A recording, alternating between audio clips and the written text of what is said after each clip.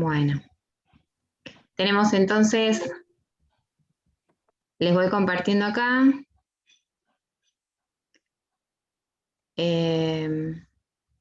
Perdón.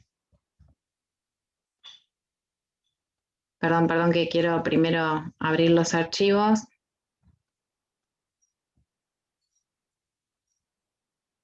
Mm.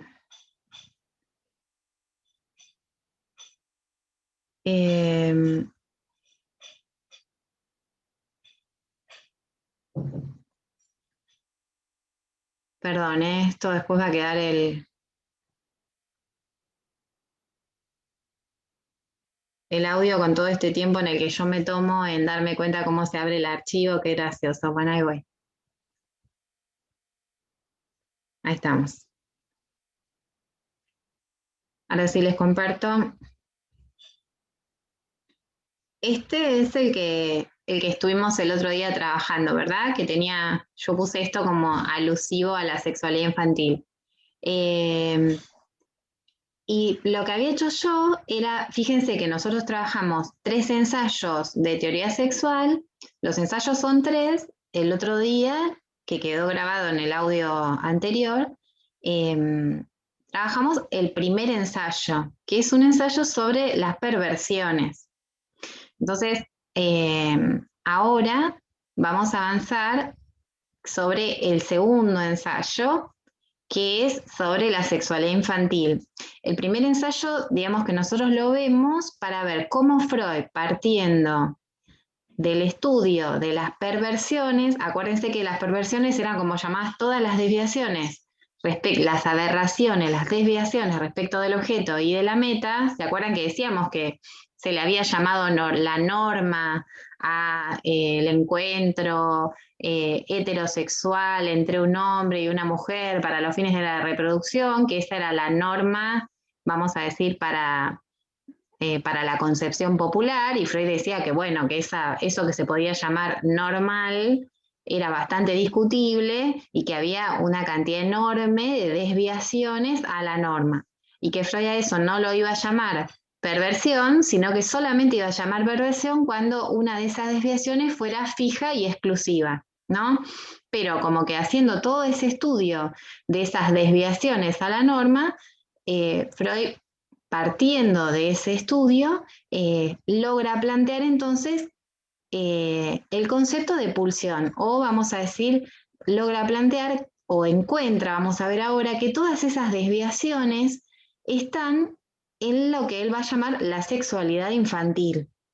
¿No? Es interesante porque él primero estudia todas las desviaciones y después las encuentra en la pulsión sexual en la infancia, y ahí ya pasamos al segundo ensayo, que es el que vamos a ver hoy.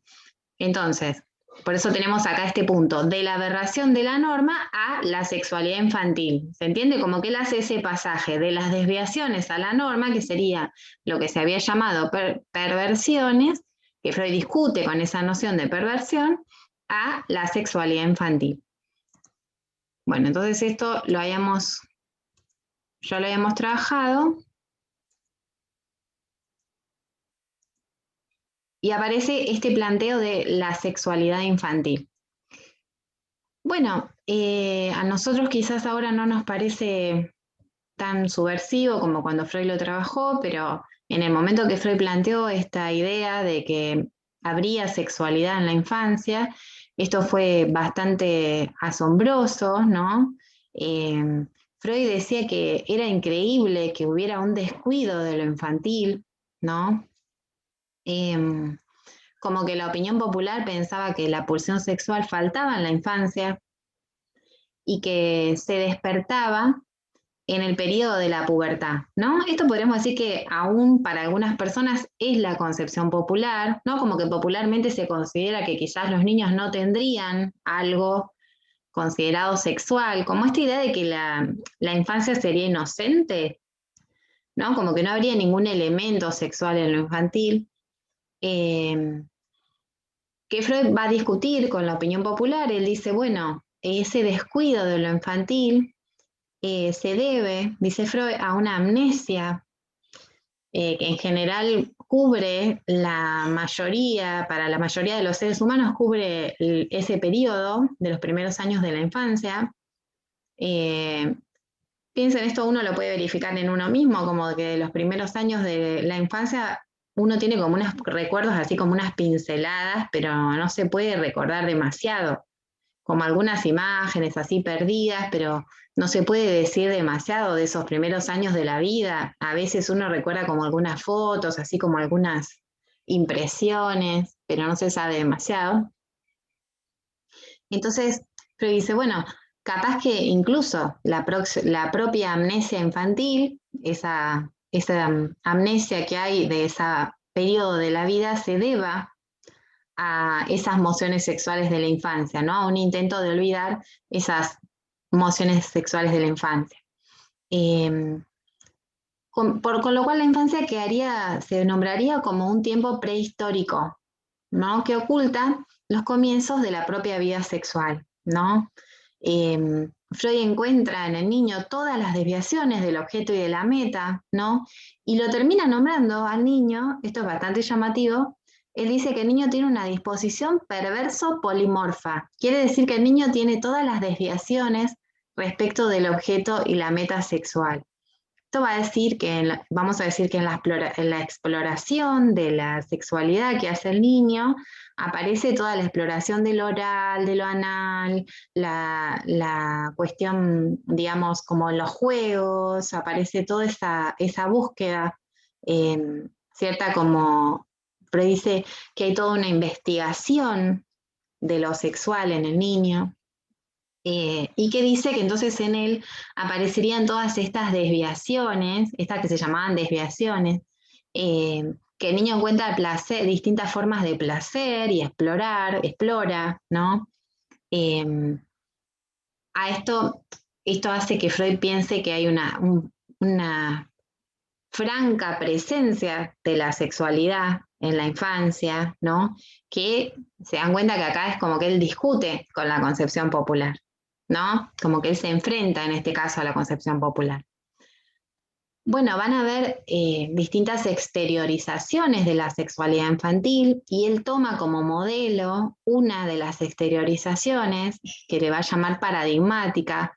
Cuando algo es paradigmático en ciencia, digamos, cuando se llama paradigmático quiere decir que es algo que sienta un paradigma, ¿no? Es algo que va a ser como un ejemplo muy especial, ¿no? Entonces, el ejemplo paradigmático de estas exteriorizaciones de la sexualidad infantil es el chupeteo.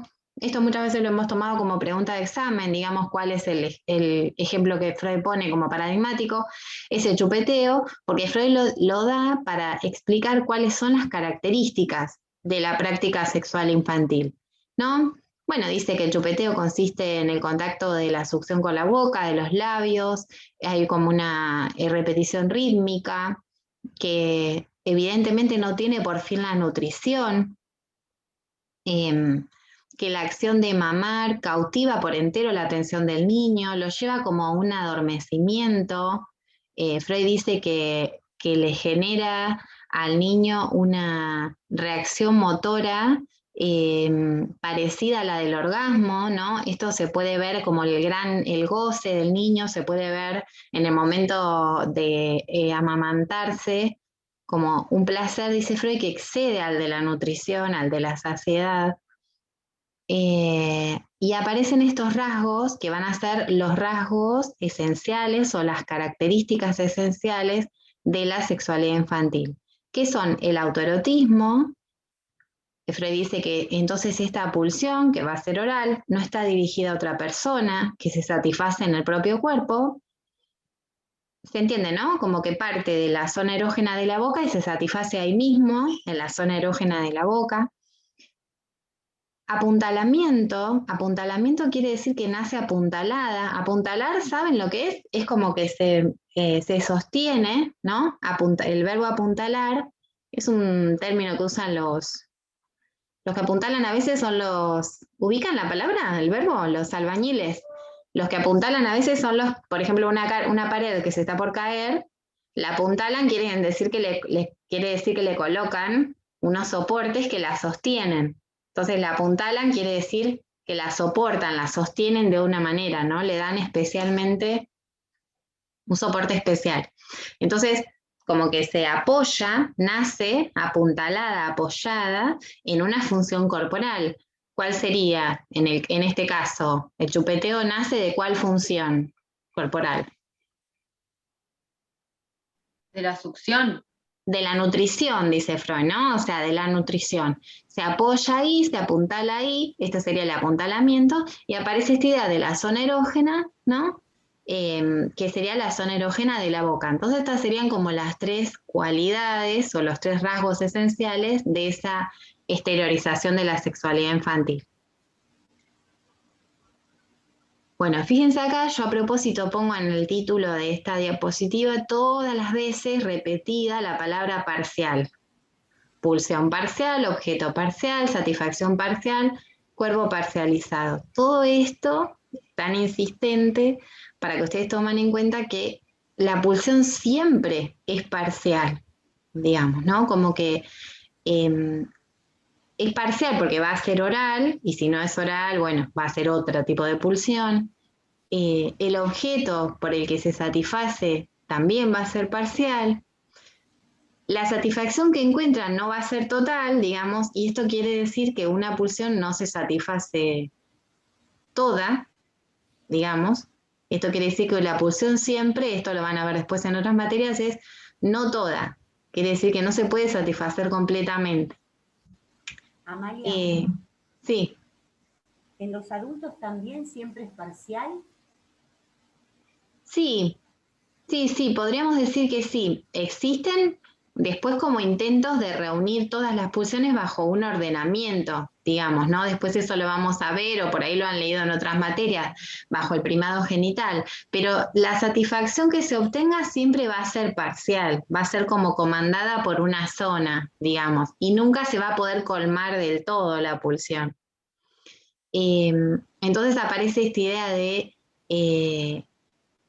también cuerpo parcializado, ¿no? Piensen que tiene que ver con una parte del cuerpo, ¿no? Tomen en cuenta esto, es una parte del cuerpo. Bueno, acá aparece el término anarquía. Anarquía vieron que es un término de la política, ¿no? Bueno, ahora cuando hay todo un lío se dice anarquía, cuando hay todo un desastre o un desgobierno, ¿no? Cuando hay algo que no tiene un gobierno, que no está comandado, aparece el término anarquía. Bueno, Freud dice entonces que la sexualidad infantil es autoerótica, o sea, es anárquica, no está organizada, ¿no? El objeto se encuentra en el cuerpo propio y las pulsiones parciales, piensen, cada pulsión parcial aspira a conseguir por su cuenta, ¿no?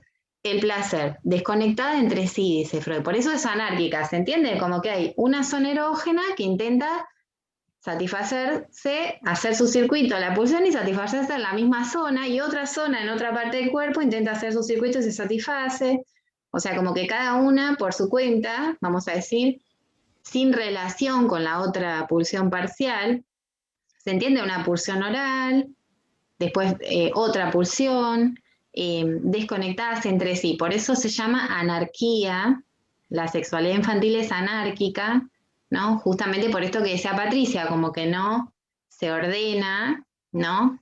Bajo ningún, bueno, no bajo el primado genital. Después vamos a ver en otras unidades que va a haber un intento de ordenamiento bajo la genitalidad. Pero de entrada hay esta falta de organización.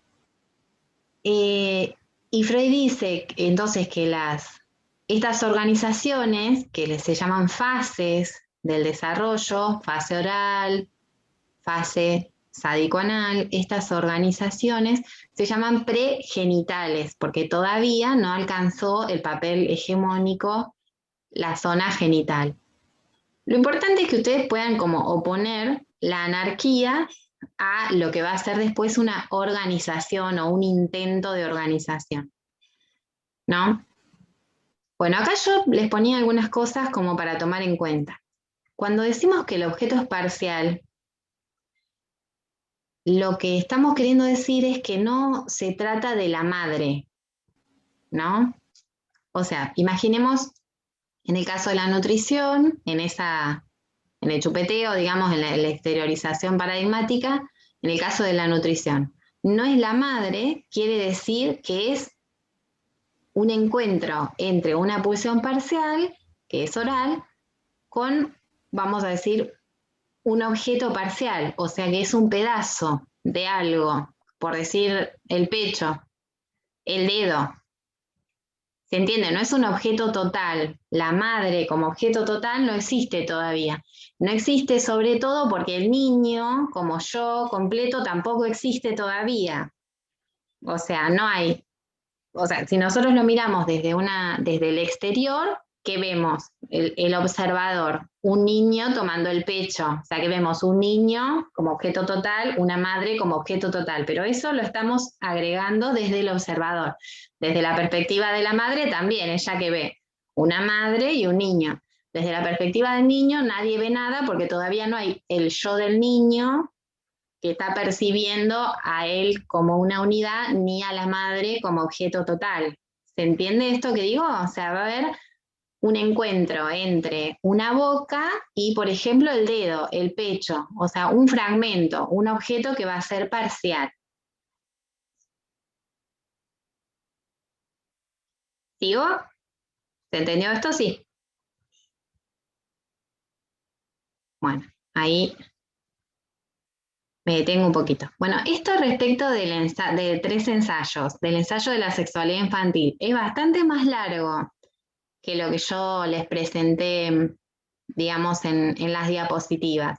Pero lo esencial, digamos, es que puedan tomar en cuenta cómo partiendo de la perversión, Freud plantea entonces el acceso a la sexualidad infantil y van a tener esta oposición a la concepción popular, el chupeteo como la exteriorización más importante con las características de la sexualidad infantil y esta como idea de la pulsión como parcial, ¿no? Esto sería como lo esencial, digamos, de ese ensayo. Por ahí yo les propongo que lo lean, bueno, cuando retomemos después de las vacaciones lo vamos a poder volver a ver, pero eso sería como lo esencial del ensayo, del segundo ensayo, perdón.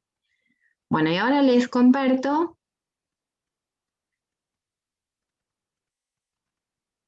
el PowerPoint, que esto ya lo vimos un poquito el otro día. ¿Se acuerdan que el otro día hablamos un poco del texto Pulsión y destinos de pulsión?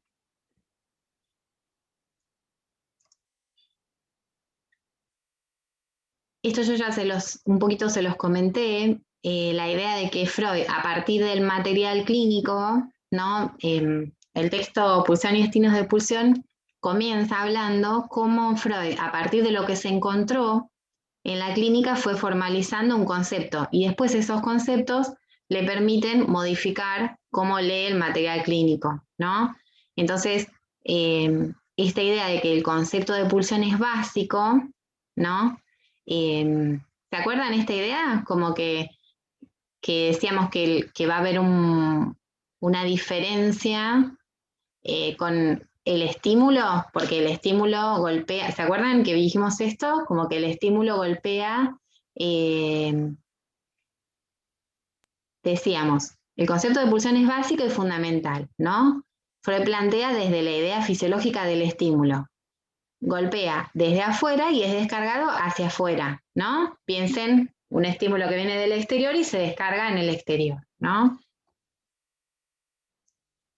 Freud aclara que no podemos equiparar, no podemos decir que va a ser igual la pulsión y el estímulo, porque la pulsión proviene de lo interior, ¿no? ¿Se entiende? O sea, es un estímulo también, aparece un estímulo, pero no proviene desde el exterior. ¿Ubican esto? Como que la pulsión Freud la ubica en el interior, ¿no? Entonces dice, el estímulo es una fuerza de choque, es momentáneo, golpea de un solo golpe, o sea, opera de una sola vez, ¿no? Y se puede despachar por una acción. Por ejemplo, si el estímulo fuese un fuerte calor, ¿no? Un incendio, pensemos, uno podría salir corriendo. O sea, del estímulo se puede huir, ¿no? El estímulo es exterior y de él se puede huir. En cambio, la pulsión no es momentánea, sino constante, y como opera desde el interior, no se puede huir.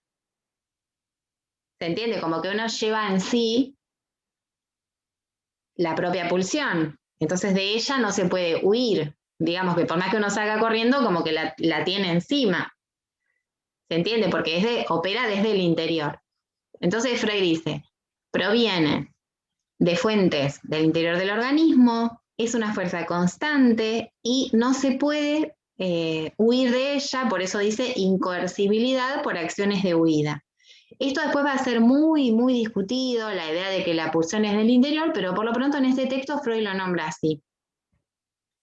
Eso le iba a preguntar. Él como que no detecta que hay pulsiones internas, estímulos internos. Claro, como Eso que lo- lo que él está diciendo acá es que los estímulos internos son pulsiones, pero no se Ahí va. refiere a los estímulos de la fisiología, como por ejemplo el hambre, ¿no? Él dice eh, el hambre y el amor, como que habría un estímulo que sería la pulsión sexual, el amor, que sería parecido al hambre. El hambre sería un estímulo fisiológico, pero después hay otro que es una pulsión que es interior, ¿no? Pero siempre el concepto de él de pulsión está arraigado a a lo sexual. Claro, Ahí va. claro. Porque en todo caso, el hambre sería un estímulo saciable, o sea, colmable, ¿no? Bueno, y tenemos el principio de placer, que él dice que es el principio, partiendo, digamos, del principio de constancia. ¿Se acuerdan que esta idea esta idea nosotros ya la conocíamos, que en el sistema nervioso había un aparato, ¿no? Al que le estaba deparada la función de librarse de los estímulos que llegan, ¿no? Que quería conservarse exento de estímulos. ¿Se acuerdan esto del principio de constancia que intentaba ubicar constante una cantidad?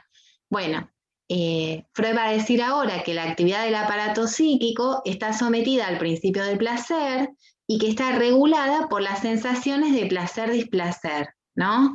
Entonces, que esas sensaciones reflejan el modo en el que se cumple el dominio del estímulo. Lo que declara Freud es que el displacer coincide con el incremento del estímulo. Cuando el estímulo aumenta mucho, a eso le va a llamar displacer, y cuando el estímulo disminuye, le va a llamar placer.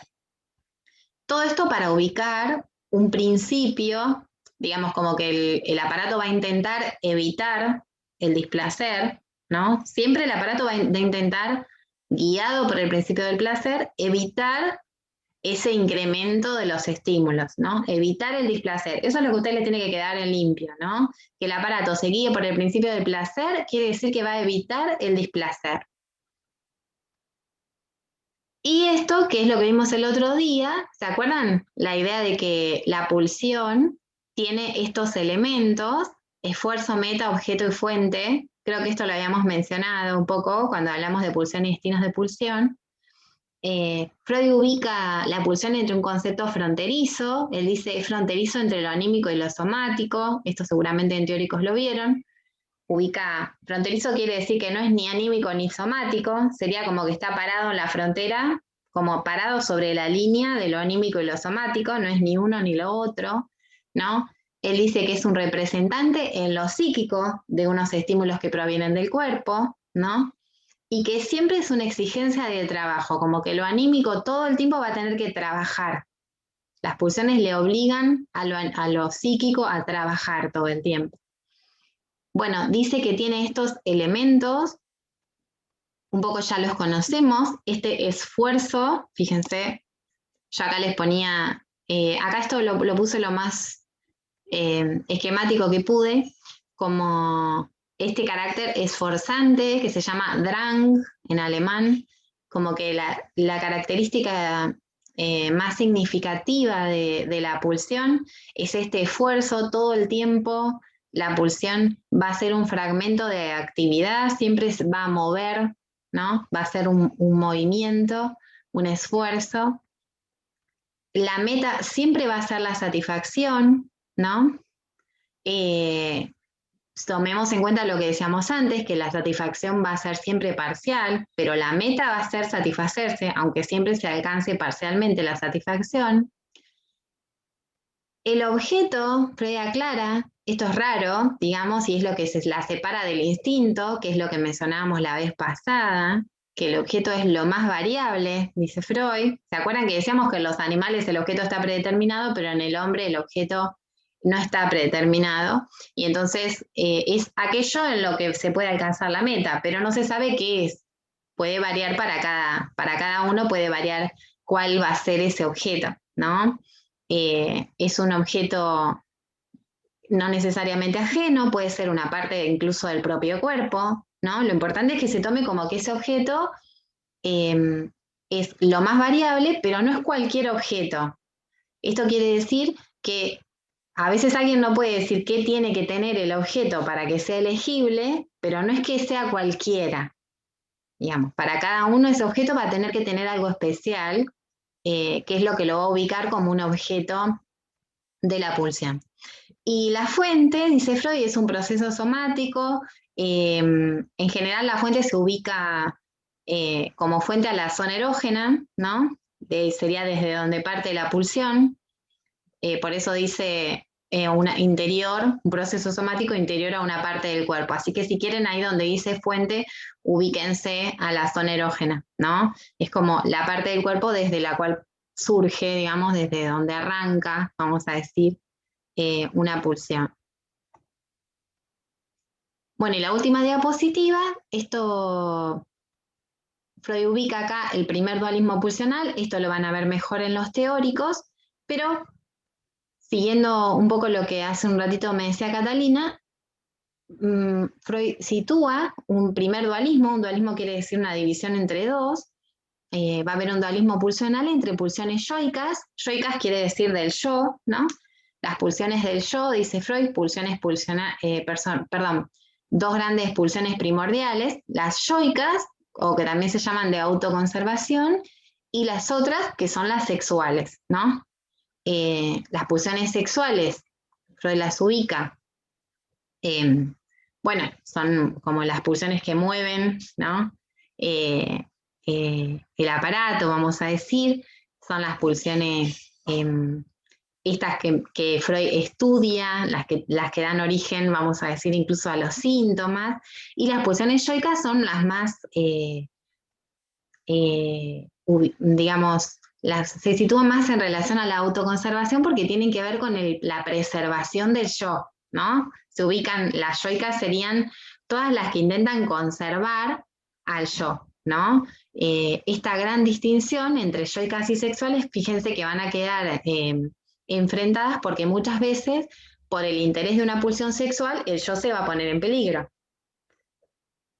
¿no? Va a poner en peligro la autoconservación por el interés de por cumplir, digamos, una pulsión sexual. Por ejemplo, podemos pensar que alguien cuando está enamorado, por cumplir una pulsión sexual, por seguir una pulsión sexual, duerme poco, come poco, ¿no? Podemos decir eso, como que se acuesta a cualquier hora, va a trabajar sin dormir, como que las pulsiones sexuales le imprimen a la autoconservación un montón de sacrificios, como que deja de lado lo autoconservativo, ¿se entiende? Las pulsiones yoicas apuntarían más a la conservación del yo. Esta sería como la primera gran distinción que hace Freud, y este dualismo Freud lo va a conservar bastante tiempo, unos años, como hasta, vamos a decir, 1914, 1915, ahí va a estar, es donde lo está planteando acá, y recién va a entrar en crisis después del giro de los años 20, ¿no? Lo plantea más o menos en estos textos, lo conserva gran parte de su teoría, y va a entrar en crisis recién, digamos, como por estos años, pero Freud lo sostiene de cualquier manera hasta 1920, 1923, donde ahí recién plantea otro dualismo. Bueno, a ver acá si tengo más. Una pregunta. Él publica esto, pero todavía su segunda tópica no estaba publicada, la del yo, el super yo. O sea, el yo ya era un concepto que venía Claro, él tiene el concepto del yo, fíjense que nosotros lo empezamos a nombrar, pero no como no tanto como una instancia psíquica, ya de sobre la psicoterapia de la histeria. O sea, en los primeros textos, antes del 1900, pero la segunda tópica que vos decís, yo y super yo, aparece en 1923, que es lo que le estaba diciendo yo, o sea, faltaban 25 años todavía. Pero es buena la pregunta, como que este dualismo pulsional, él lo está planteando en los textos, piensen, Pulsión y Destinos de Pulsión, 1914, 1915, está acá. Pero él lo sostiene a este dualismo, aunque va a haber un problema y todo, igual él lo sostiene hasta que empieza a aparecer en 1920 el super yo, y en 1923 ya aparece esa tópica que decís vos, yo soy super yo, ¿no? Bueno, ahora se nos corta, entramos un cachito más igual que... pero bueno, es buena la pregunta. El yo parece que estaba desde el comienzo de la teoría, ¿no? Pero no como instancia psíquica.